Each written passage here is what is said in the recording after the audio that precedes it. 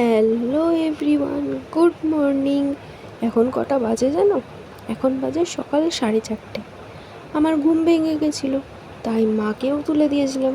Because আমার একা একা খেলা করতে ভালো লাগে না, তাই মাকেও ডেকে দিলাম। মাকে ডেকে দেওয়ার পর মা একটু ভিডিও করছিল, কারণ তোমাদের সাথে তো শেয়ার করতে হবে যে আমি সকালবেলা এত তাড়াতাড়ি উঠে পড়ি।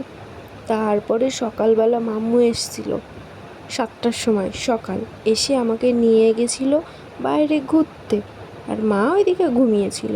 আমি মামুর সাথে ঘুরে ফিরে এসে আবার একটু কথা বলছিলাম, দিদুনও কথা বলছিল পাশ থেকে।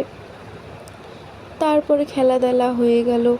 তারপরে সকালবেলা আমাকে চান টান করিয়ে দেওয়ার পরে আমি শুয়ে শুয়ে একা একাই ভাবছিলাম। কী ভাবছিলাম আমি এখন বলতে পারবো না, কারণ আমার মনে নেই। তো এই পর্যন্তই ছিল। Tata, bye bye.